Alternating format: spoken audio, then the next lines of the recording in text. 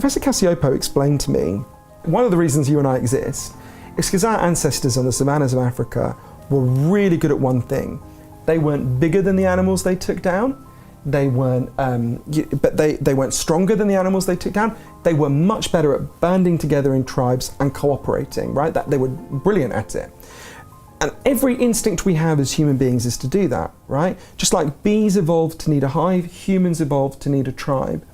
And we are the first human beings to try to disband our tribes and live alone, tell ourselves we can do it ourselves.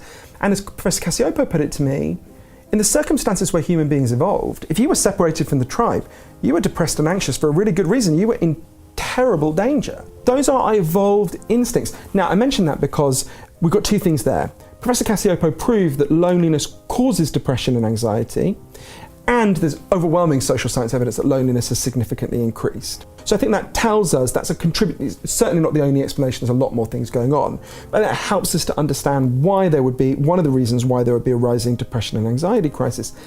There are people who've tried to build different ways of responding to depression around these insights. So an amazing man, one of the heroes of Lost Connections called Dr.